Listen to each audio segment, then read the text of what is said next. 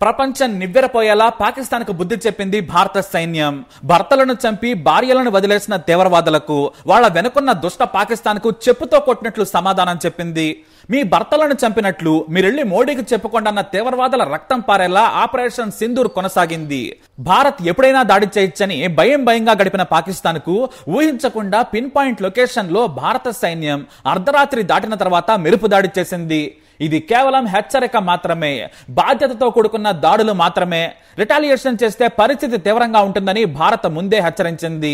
అంతేకాదు, America, Russia, Britain లాంటి స్నేహస్తం అందించే దేశాలకు సమాచారం ఇచ్చాకే భారత్ దాడులు చేసింది. అందుకే పాకిస్తాన్ ముందే హెచ్చరించింది అమెరికా, భారత్ గాని దాడులు చేస్తే మీరు ప్రతి దాడులు చేయొద్దు, చేస్తే మీకే నష్టం, తీవ్రవాదులపై దాడి చేసే హక్కు వారికి ఉందని చెప్పింది. దీంతో వైమానిక భారీ మిసైల్స్ తో దాడికి దిగలేదు పాకిస్తాన్.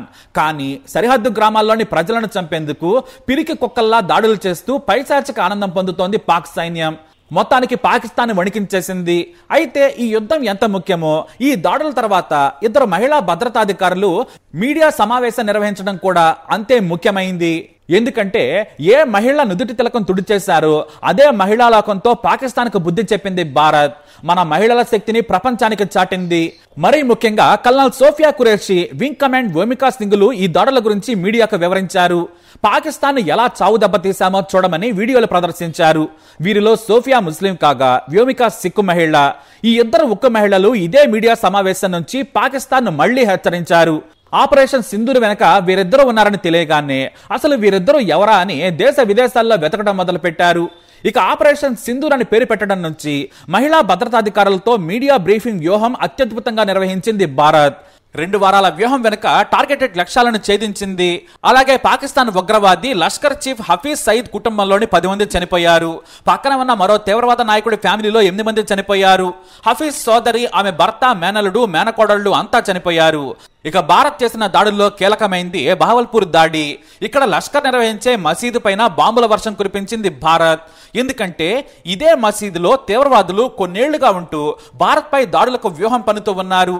అదే మసీదు వెనుక భాగంలో తీవ్రవాద శిక్షణ ఇస్తారు, దాడులకు పన్నాగం పన్నుతూ ఉంటారు. అందుకే ఈ మసీదుపై దాడి చేయడంతో తీవ్రవాదులు భారీగా చనిపోయారు. మర్కజ్ జుబాన్ ప్రాంతంలోని దీనిని జైషే హెడ్ క్వార్టర్స్ గా చెబుతారు. కోతవేటు దూరంలో లష్కర్ కు చెందిన తీవ్రవాదుల ఇళ్లు కూడా ఉన్నాయి. ఆ వివరాలను పాక్ బయటకు రాకుండా అంత్యక్రియలు చేసుకుంది.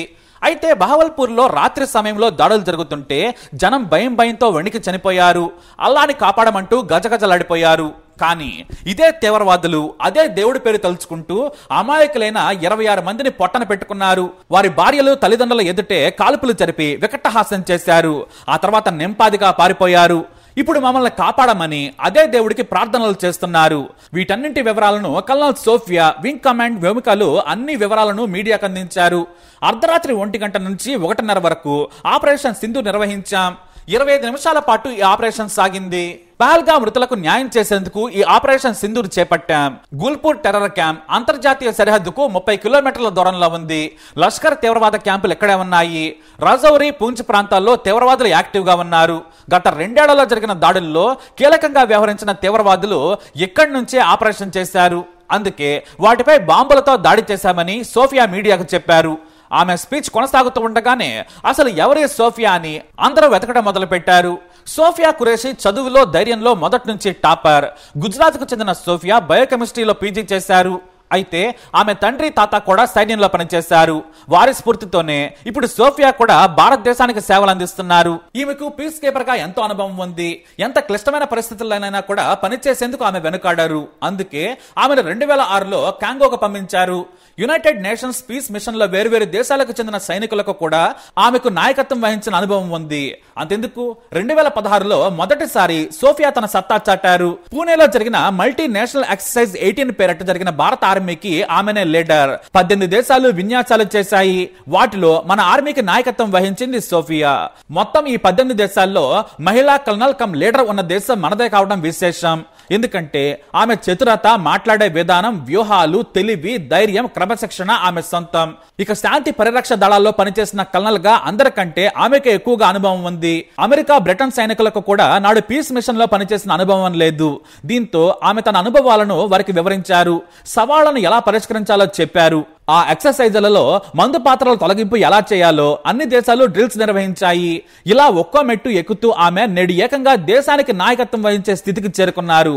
1990లో సైన్యంలో చేరిన సోఫియా ధైర్యంతోనే ముందుకు సాగారు. ఆమె ఆర్మీ సిగ్నల్ కొరకు చెందిన సీజన్డ్ ఆఫీసర్.